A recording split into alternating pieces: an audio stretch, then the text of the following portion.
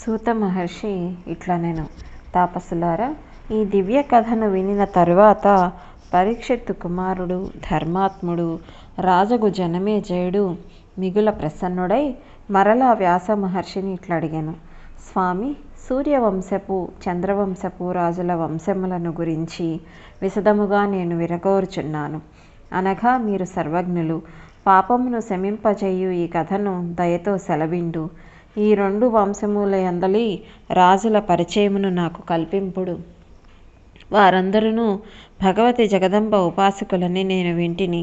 ఇట్లు రాజర్షి జనమేజయుడు అడుగగా సరస్వతీ నందనుడు మునివరుడు అగు వ్యాసుడు అతనితో ఇట్లు చెప్పసాగెను. మహారాజా, సూర్యవంశము చంద్రవంశము వారికి సంబంధించిన ఇతర వంశముల గాథలను వర్ణించదను వినుము. విష్ణు భగవానుని నాభికమలము నుండి చతుర్ముఖుడగు బ్రహ్మ ప్రకటితుడయ్యను. తపమనరించిన తరువాత ఆయన సులభముగా ప్రత్యక్షము కానటువంటి మహాదేవుని ఉపాసించెను. లోకపితామహుడగు బ్రహ్మకు భగవతి వరముల నొసగెను. అప్పుడు ఆయన సృష్టి చేయుటకు సమర్థుడయ్యను. అయినప్పటికీ మానవ సృష్టి యందు ఆ స్వామికి సఫలత లభించలేదు. మానవ సృష్టి కొరకు ఆయనలో వివిధములైన ఆలోచనలు ఉత్పన్నమయ్యను. కానీ వెంటనే దానిని పెంపొందించుటకు ఆ స్వామికి శక్తి లేకుండెను. అప్పుడు బ్రహ్మ 7 మానసపుత్రులను ఆవిర్భవింపచేసెను.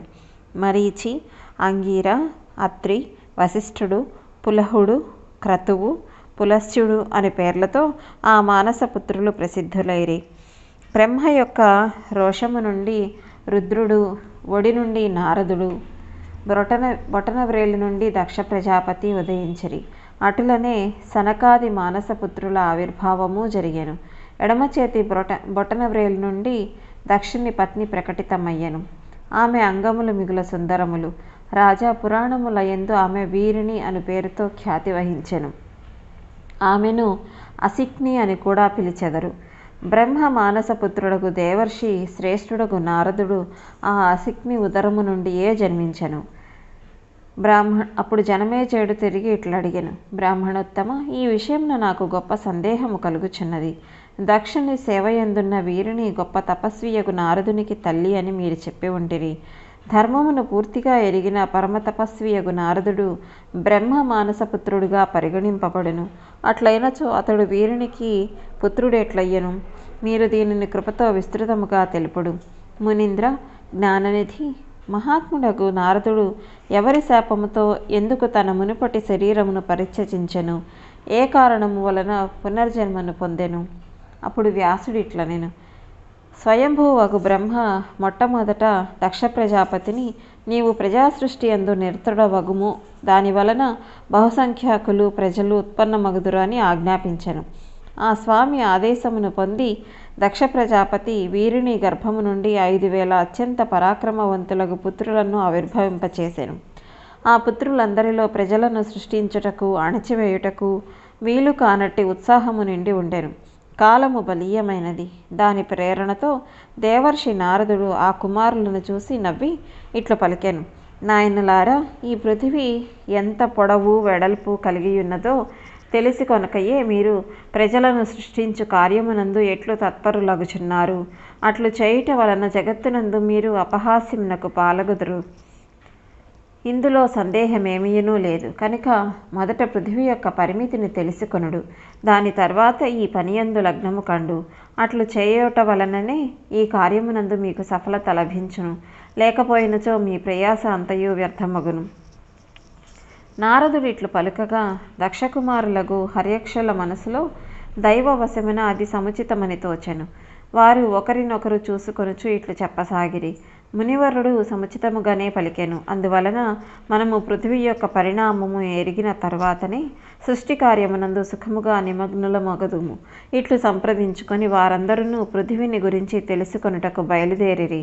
నారదుడు చెప్పినట్లు అన్ని విధములా దానిని గురించి తెలుసుకొనుటకు కొందరు తూర్పుకు, కొందరు దక్షిణమునకు, మరికొందరు పడమటి దిశకు, ఇంకా కొందరు ఉత్తర దిశకు ఉత్సాహముతో బయలుదేరిరి.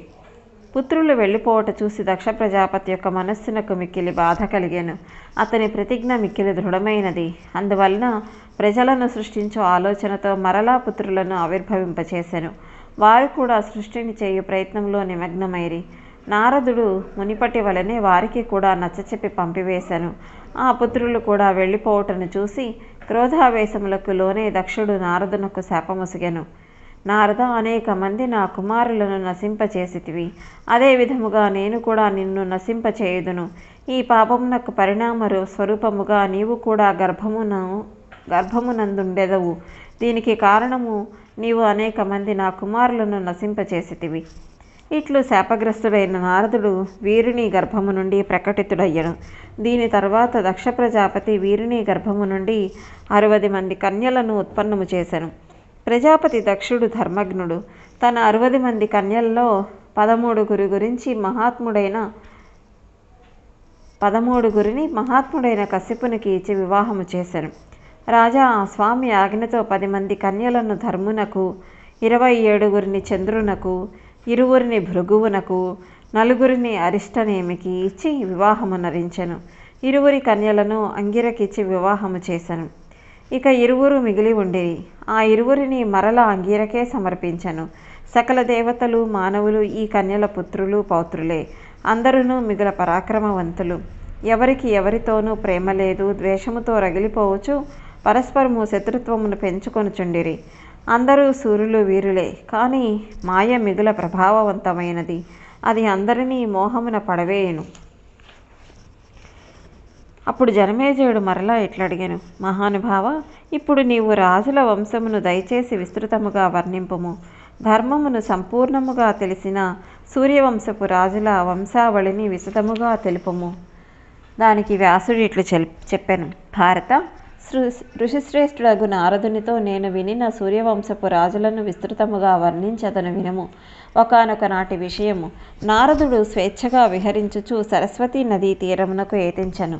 అచటనే ఒక పవిత్ర ఆశ్రమమున నేను నివసించుచుంటిని. నా ఎదుట నిల్చని ఉన్న ఆ మహర్షికి తలవంచి పాదములకు ప్రణామము చేసి తిని, కూర్చొనుటకు ఆసనమిడి ఆయనను పూజించి తిని, శాస్త్రోక్తముగా పూజించిన తర్వాత మునీంద్రునితో ఇట్లడిగి తిని. మునివర, మీరు నాకు పరమ పూజ్యులు. మీరెచటకి ఏతించుట వలన నేను పవిత్రుడనైతిని. మునీంద్ర, మీకు తెలియని విషయం ఏదియునూ లేదు. ఈ 7వ మనువంశమున ఖ్యాతి వహించిన రాజుల పవిత్ర గాథను నాకు తెలుపుడు అనెను. నారదుడు అప్పుడు ఇట్లనెను. సత్యవతీ నందనుడవగు వ్యాస మహర్షి, రాజుల మిగుల ఉత్తమమైన వంశావళిని వినుము.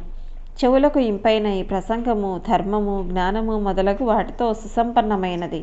మొట్టమొదట జగత్తునకు స్రష్టయగు బ్రహ్మ భగవంతుడగు విష్ణువు యొక్క నాభికమలమున నుండి ప్రకటమయ్యను అని పురాణములలో ప్రసిద్ధమైన గాథ కలదు. సకల జగత్తును రచించినవాడు స్వయంభువు బ్రహ్మ, సమస్తమును తెలిసినవాడు, సర్వశక్తి సంపన్నుడు. సృష్టి చేయు తలంపుతో విశ్వాత్మ ప్రభువగు బ్రహ్మ మొదట శక్తికి ఆధారమైన భగవతి జగదంబను ధ్యానించుచు 10,000 సంవత్సరములు తపమనరించెను.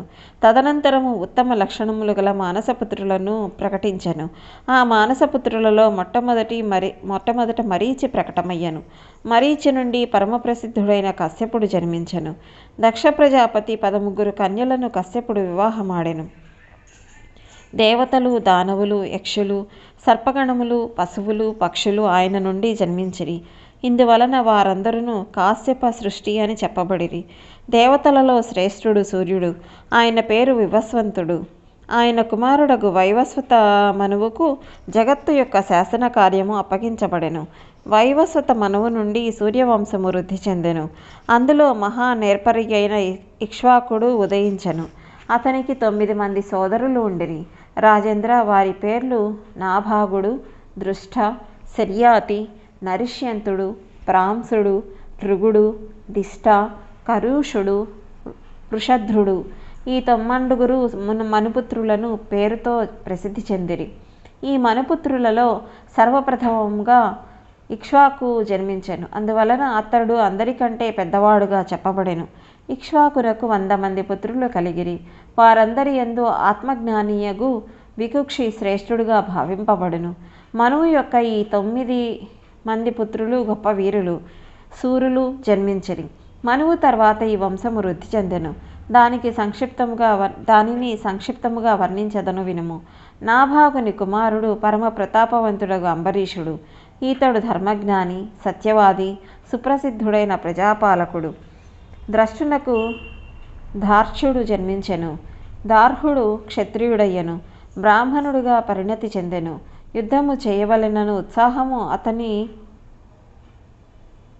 హృదయము నుండి తొలగుచుండెను. ఆయన ద్వారా సమగ్రముగా బ్రాహ్మణ కర్మలు జరుగుచుండెను. శర్యాతి నుండి అనర్థకుడు జన్మించెను. అతని పేరు అందరికీ విదితమే. సుకన్య అన్న పేరు గల ఒక పరమసుందరి పుత్రికగా ఉద్భవించెను. శర్యాతి సుందరి అయిన తన కన్యను నేత్రహీనుడగు చవనునికిచ్చి వివాహము చేసెను. తదుపరి ఆ కన్య యొక్క శీలగుణ ప్రభావముల చేత ఆ మునివర్ణకు అంధత్వము తొలగిపోయెను. సూర్యనందనులకు అశ్విని కుమారులు ఆ మునీంద్రునకు నేత్రములను ప్రసాదించిరి. ఇది విని తిరిగి రాజుకు జనమేజయుడు ఇట్లా అడిగాను: బ్రాహ్మణోత్తమ, నీవు ఈ కథా ప్రసంగమున శర్యాతి మహారాజు అంధుడైన మునీంద్రునకు సులోచనయను తన కుమార్తెనిచ్చే వివాహము చేసెను అని చెప్పితివి. ఆ విషయము మిక్కిలి సందేహమును కలిగించుచున్నది. ఆ కన్యక కురూపి గుణహీన శుభలక్షణ రహిత అయినచో అంధుడైన ముని కొసగవచ్చును. కానీ ఆమె పరమ సౌందర్యవతి. అట్టి కన్యను మునీంద్రుడు నేత్రహీనుడని తెలిసి కూడా అతనికిచ్చి వివాహం అనురించుట సమంజసమెట్లగును? బ్రాహ్మణోత్తమ, ఈ కారణమును దయతో నాకు తెలుపుడు అనెను. పరీక్షినందనుడు రాజుకు జనమేజయుని పలుకులను విని వ్యాసుడు అతనితో ఇట్లు చెప్పసాగెను: శర్యాతి వైవస్వత మనువు కుమారుడు. అతనికి 4000 మంది భార్యలుండిరి. ఆ రాజకుమార్తెలందరూ మిగుల సౌందర్యవతులు, సకల శుభలక్షణ సంపన్నులు. వారందరి మధ్యన ఒక పరమ సౌందర్యవతియగు కన్య ఉండెను. ఆమె పేరు సుకన్య. ఆమె తండ్రికి తల్లులందరికీ మిగుల ప్రియమైనది, స్నేహపాత్రురాలు. నగరంనకు కొద్ది దూరంలో మానస సరోవరమును ఉపమించు సరస్సు కలదు. దానిలోనికి దిగుడు మెట్లు కలవు. ఆ కొలనులో రాయంచ, కారండవ, చక్రవాకములు స్వేచ్ఛగా విహరించుచుండెను. అది భరత పక్షులు, సారసములు మొదలగు జలపక్షులతో అలరారుచుండెను. 5 రకములైన కమలములు వాటి మీద ఝుంఝుమ్మని తుమ్మెద శ్రేణులు గానము చేయుచు శోభిల్లుచుండెను.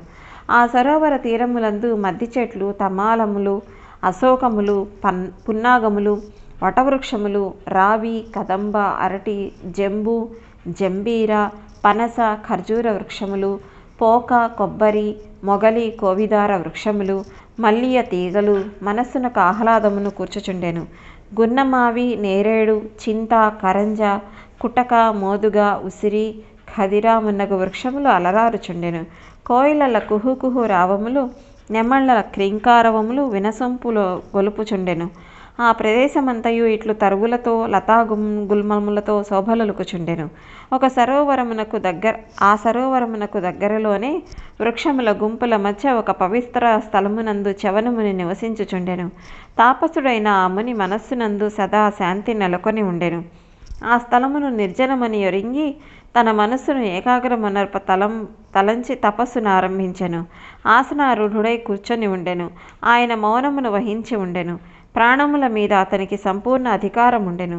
ఇంద్రియ సంయమనము కలిగి భోజనమును చేయుట కూడా ఆపివేశను. జలములను కూడా పరిత్యజించి భగవతి జగదంబను ధ్యానించుచుండెను. రాజా ఆయన శరీరము మీద తీగలు ప్రాకి ఉండెను. చెదపురుగులు వాటి నివాస స్థానములను ఏర్పరచుకొని ఉండెను. చాలా దినముల నుండి కూర్చొని ఉన్న కారణమున అతని మీద చీమలు ప్రాకుచుండెను. ఆయన మట్టి పెళ్లల వలె కనిపించుచుండెను. రాజా ఒకానొక నాటి విషయము. రాజు శర్యాతి ఒకసారి ఉత్తమమైన ఆ స్థలమునకు వెళ్ళెను. సరోవరమునందలి జలము స్వచ్ఛముగా ఉండెను. కమలములు వికసించి శోభలొలుకుచుండెను. లక్ష్మీదేవితో ఉపమింపబోలిన సుకన్య బాల్య చాపల్యమున తన సఖియలతో కూడి వనమునందు పుష్పములను గోయిచూ తిరగసాగెను. ఇటునటు తిరుగుచూ ఆ రాజకుమారి చవనమునిని సమీపించెను. ముని యొక్క శరీరము చెదపురుగులకు నివాసమయ్యను. దాని సమీపముననే సుకన్య ఆడుకొనుచుండెను. ఆమెకు ఆ పుట్టరంధ్రముల నుండి ప్రకాశించుచున్న 2 జ్యోతులు కనిపించెను. ఇది ఏమి అని ఆమెకు కుతూహలము కలిగెను. దాని ఆవరణమును తొలగించి చూడవలెనని ఆ రాజకుమారి మనస్సులో జిజ్ఞాస కలిగెను. మొనలు తేలిన ముళ్ళును తీసుకొని ఆమె పైనున్న మట్టిని తొలగింపసాగెను. దగ్గరకు వచ్చి అట్లు ప్రయత్నించుచున్న ఆ కన్యను మునీంద్రుడు చూసెను. ఆ రాజకుమారి చవనుని దృష్టిలో పడెను. అన్నపానీయములను వదిలిపెట్టి తపమన్నవించడి చవనుని శరీరము మిగుల క్షీణించియుండెను. కళ్యాణి సుకన్యను చూసి ఆ మునీంద్రుడు, సుందరి, దూరముగా వెళ్ళిపొమ్ము, నేనొక తపస్విని, చెదపురుగుల మట్టిని ముళ్ళుతో తొలగించటం మంచిది కాదు అని చెప్పసాగాను.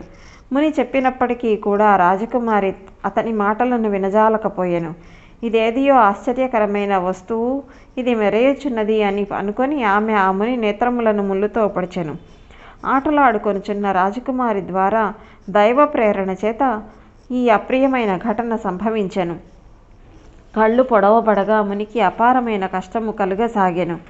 అదే క్షణమున సమస్త సైనికుల యొక్క మలమూత్రములు స్తంభించిపోయెను. ఏనుగులు, గుర్రములు, ఒంటెలు సమస్తమునకు ఈ వ్యాధి వ్యాపించెను. రాజు సిర్యాతికి దీని వలన మిగుల చింత కలిగెను. ఆయన ఈ ఆపదకు కారణమును వెతకసాగాను. కొద్దిసేపటి తర్వాత రాజు తన మందిరమునకు వచ్చెను. తన పరిజనులతో సైనికులతో మిగుల ఆతురుడై ఇట్లడుగసాగెను. ఎవరు ఇట్టి అప్రియ కార్యమనరించిరి? ఈ చెరువునకు పశ్చిమ తీరమందలి వనమునందు మహాతపస్వి మునివరుడగు చవనుడు కఠినమైన తపస్సు చేయుచున్నాడు. ఆయన అగ్నితో సమానముగా తేజస్సంపన్నుడు. తెలిసియో తెలియకనో వారికేదో అపకారము జరిగినది. దీని వలన అందరి శరీరములందు ఇటు వ్యాధి ఉత్పన్నమైనది. ఇది పూర్తిగా నిశ్చితము. భృగునందనుడగు మహాత్ముడగు చవనుడు పరమవృద్ధుడు, విశేషమైన ఆదరమునకు పాత్రుడు. ఎవరో ఆయనకు హాని కలిగించిరని నాకు అవగతమగుచున్నది. ఈ పని తెలిసి చేసినను తెలియక చేసినను దీని ఫలమును తప్పక అనుభవించవలసియే ఉండును. రాజు ఇట్లు పలుకగా దుఃఖముతో వ్యాకులత చెందిన సైనికులు పలికిరి, మనస్సు, వాణి, కర్మల ద్వారా మునీంద్రునకు ఏ అపకారమును మా వలన జరగలేదు. దీనిని గురించి మేమేమియూ ఎరుగము అనెను. రాజు సిర్యాతి మిగుల చింతితుడయ్యను. ఇట్లు అందరినీ అడిగిన తర్వాత మిగుల శాంతుడై రాజు తన మంత్రిమండలిని కూడా అడిగాను. అప్పుడు రాజకుమారి సుకన్య సమస్త ప్రజలను తండ్రిని దుఃఖితులుగా చూసి, నా వలన ఆ రంధ్రములలో ముళ్ళు గుచ్చుట వలన ఇదంతయో జరిగి ఉండవచ్చునని, దీనికి నేనే కారణమని తలపోసెను. ఆమె మహారాజుతో ఇట్లు పలికెను, తండ్రి, నేను ఆ వనములో ఆడుకొనుచుంటిని. అక్కడ మట్టి పిళ్ళ వంటి ఒకటి కనిపించినది. దానికి నలువైపులా లతలు పాకి ఉండెను. అందులో 2 రంధ్రములు దృష్టిగోచరములయ్యను. ఆ రంధ్రముల నుండి గొప్ప ప్రకాశము వెలువడుచుండెను. మహారాజా, నేను ఆ ఛిద్రములందు ముళ్ళును గుచ్చితిని.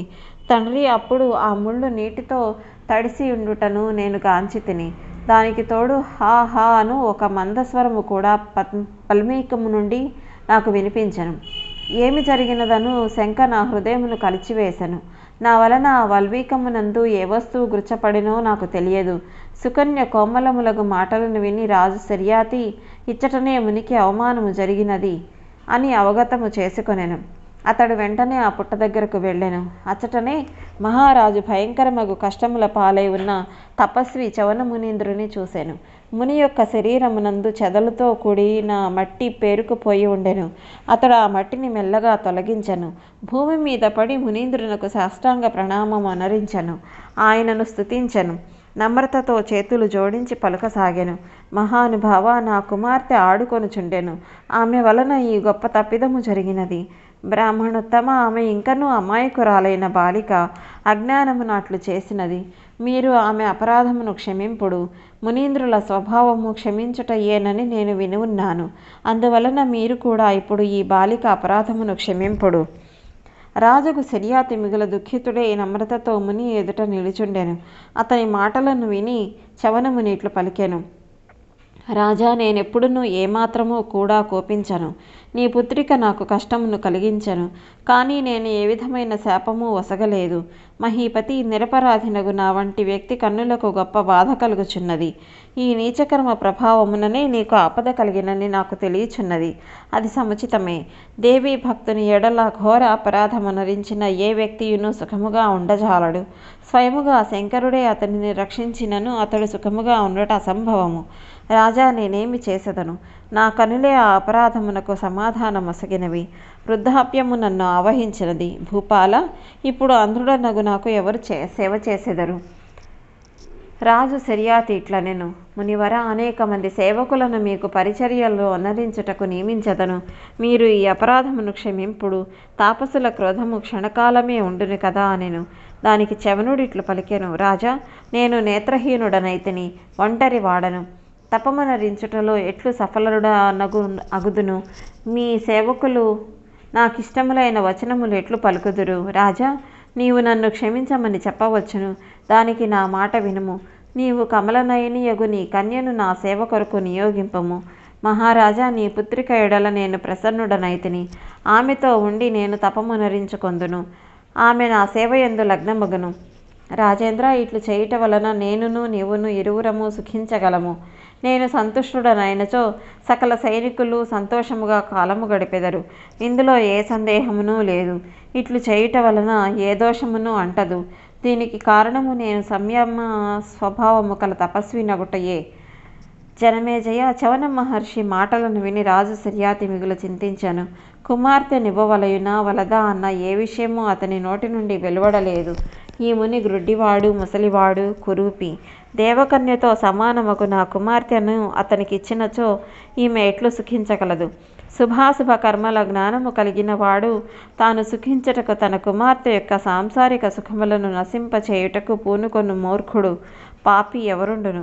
అంధుడు, వృద్ధుడు అయిన చవనమునిని కూడి నా కుమార్తె ఎట్లు కాలము గడపగలదు? అందువలన నాకు దుఃఖము కలిగినను పరిగణింపనవసరము లేదు. కానీ నేను నా పుత్రిక సుకన్యను ఈ మునీంద్రునకు ఇవ్వజాలను. ఇట్లు తలపోసి రాజుకు శర్యాతి ఉదాసీనుడై తన ఇంటికి మరలిపోయాను. అతని మనస్సులో అపారమైన దుఃఖము నిండి ఉండెను. అతడు మంత్రులను రావించి సంప్రదింపులు జరిపెను. వారినిట్లు అడిగెను, మంత్రులారా, ఇప్పుడు మీరు మీ అభిప్రాయమును తెలుపుడు. ఈ సమయమున నేనేమి చేయవలేను? మునికి నా కుమార్తెనివ్వవలెనా, లేక దుఃఖమును అనుభవించవలెనా? అప్పుడు మంత్రులు ఇట్లు పలికిరి, మహారాజా, మన ముందున్న ఈ సమస్య మిగుల సంకటముతో కూడుకుని ఉన్నది. ఇప్పుడు దీని గురించి మేమేమి చెప్పగలము? భాగ్యహీనుడైన వ్యక్తికి మిగుల సుకుమారి అయిన సుకన్యనిచ్చుట ఎట్లు సముచితమగను? తదనంతరము తండ్రియు మంత్రులను మిగుల దుఃఖితులై ఉన్నారని రాజకుమారి సుకన్య అవగతము చేసుకొనెను. అందువలన ఆమె నవ్వుచూ పలికెను, తండ్రి, మీరిప్పుడు ఇంత చింతకు ఎందుకు లోనైతిరి? నా కొరకు ఇంత దుఃఖితులై ఉదాసీనులై ఉన్నారని నేను తెలుసుకుంటుని. తండ్రి, భయముతో వ్యాకులతను చెందుచున్న ముని దగ్గరకు నేను వెళ్ళెదను. అతనిని ఊరడించెదను. నన్ను నేను సమర్పించుకొని అతనిని ప్రసన్నము చేసుకొనుటకు ప్రయత్నించెదను. సుకన్య పలుకులను విని రాజు శర్యాతి హృదయము ద్రవించెను. అతని ముఖమున ప్రసన్నపు ఛాయ పొడచూపెను. మంత్రులు వినుచుండగా ఆమెతో ఆయన ఇట్లు నొడివెను, అమ్మా, నీవు అత్యంత సుకుమారివి, అబలవు, కన్యవు. వనమునందు అంధుడైన మునీంద్రుని ఎట్లు సేవించగలవు? అతడు మిగుల వృద్ధుడు, విశేషముగా ముక్కోపి కూడా. నీవు రతీదేవితో ఉపమింపగల సౌందర్యవతివి. అట్టి కన్యను అంధుడైన మునికొసగి నేనెట్లు వివాహమనరించెదను? నేను నా సుఖము కొరకు వృద్ధుడైన మునికి నిన్ను సమర్పించుట సముచితము కాదు. వయస్సు, జాతి, బలమునందు సమానుడైన వానితో ధనధాన్యములతో సంపన్నుడై యోగ్యుడైన వరునితో తన కుమార్తెకు వివాహమనరించుట తండ్రి యొక్క కర్తవ్యము. పేదవానితో సంబంధము కలుపుకొనుట ఏ విధముగానూ సమంజసము కాదు. నీ సౌందర్యం ఎక్కడా? వనములోనున్న ఆ ముసలిముని ఎక్కడా? యోగ్యుడు కాని వరునితో నా కుమార్తెకు వివాహం ఎట్లు జరిపించెదను? పర్ణశాల యందుండి నిరంతరము వనవాసి అయి జీవితమును గడుపువానితో నీకు సంబంధము ఎట్లూహించుకొనగలను? నేనును సైనికులను మరణించుట కూడా శ్రేయస్కరమే అని నాకు తోచుచున్నది. కానీ నిన్ను ఒక గ్రుడ్డివాని చేతులలో పెట్టుట నాకు సుతారాము ఇష్టము లేదు. జరగవలసినదేదో జరిగియే తీరును. నేను నా ధైర్యమును కోల్పోను. నీవు శాంతచిత్తవై ఉండుము. నేత్రహీనునకు నేనెప్పుడునూ సమర్పించను. ఈ రాజ్యము, ఈ శరీరము ఉండినా ఉండుగాక, లేకపోయినచో లేకపోవునుగాక, లెక్కలేదు. అమ్మ, ఆ అంధునకు నిన్నొసగుటకు నేను సమ్మతింపను. తండ్రి మాటలను విని సుకన్య వినయముతో ప్రేమతో అతనితో ఇట్లు అనెను, తండ్రి, నా విషయమున మీరు చింతింపవలదు. ఇప్పుడు నన్ను మీరు మునికి సమర్పించుడు. నా వలన సకల ప్రాణులకు సుఖము కలుగును. ఇది ఎంత ఆనందముతో కూడిన కార్యము. నేను సంతుష్టనై పరమ పావనుడైన ఆ మునీంద్రుని పతిరూపమున సేవించుకొందును. వృద్ధుడగు మునీంద్రుడు నా చేత భక్తిపూర్వకముగా సేవింపబడును. నేను సతీధర్మమును చక్కగా నెరుగుదును. తండ్రి, నాకు భోగములందు అభిరుచియే లేదు. అనగా నా విషయమున